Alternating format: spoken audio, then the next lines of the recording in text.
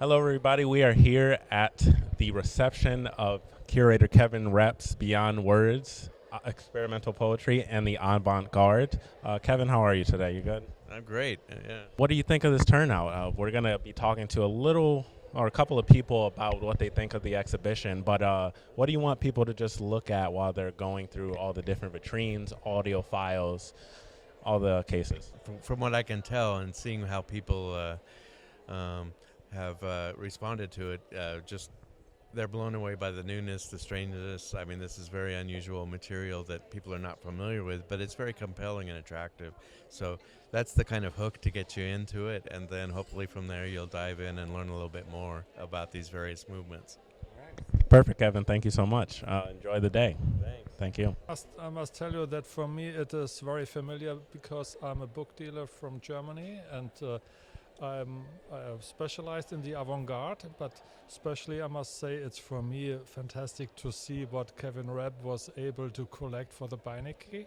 It's sensational because he is, I think, the first who can show the whole story of the 20th century for this theme. So, the concrete poetry, visual poetry, and not only for one country, for several countries. That's amazing what he was able to collect and to present here in a wonderful way. I'm very happy to see it here. This is not a modern concept, but I thought especially in that box over there, they sort of make these images from letters and words, and that really reminded me of the traditional art of calligraphy in the Middle East, which is quite interesting that it kind of comes around, but only sort of happens in the 20th century.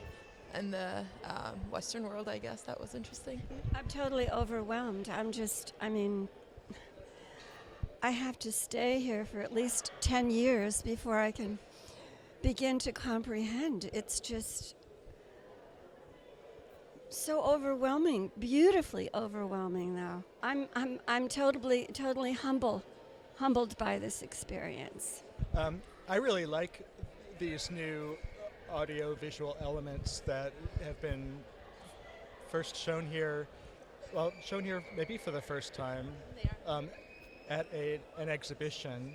I seem to remember some projections happening at events over the years, but never as part of an integral part to the exhibition. I think that's very exciting. This is the first time we've had audio-visual components to our exhibition. I feel like it's really taken us to the next level and people have really commented on it. They've really enjoyed the interactive aspect. I've done a few tours already, and people have been very positive about it. And I just think visually it's stunning. There's a lot of material in the cases, but it doesn't seem overwhelming to me.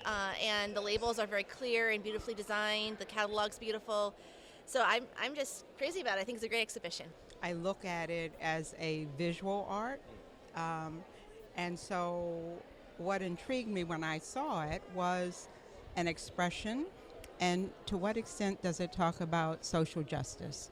So I'm looking for that, looking for people's thoughts, and the fact that it's here, I want to know it must have impact on people some kind of way.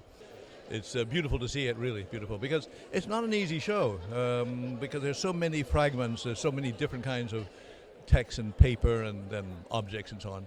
To have it make sense, come together is really nice. I may or may not know the answer to this question already, considering the type of stuff you have in the show, but what is your favorite medium when it comes to poetry, whether it is visual or audio or what type of material you like to use personally for expressing your ideas? Air. You knew that. I mean, the thing that really excites me more than anything else now, which is only the last 3 or 4 years, is I've been developing this holographic poetry, animated poetry, which moves in the air around 3D objects, Right over there. Yeah, and I love it because it's just light. It's so light, so transparent. This airiness, this lightness. I think I've been trying to do it all my life, and I finally succeeded at the age of 82, which is not bad, yeah. What do you want viewers to take away from your art once they view it here at the Beinecke? Only one thing: the spirit of poetry. For me, that's absolutely essential. We're in a world. This may seem a little paradoxical to say this because you may think we're just dealing into media, but basically we are in a mediatized world, and in a world where we're just seduced by endless forms of imagery and so on. And in the work I do, and many of my friends, and because almost all the people here in the cases are old friends, and we don't call them colleagues, pals.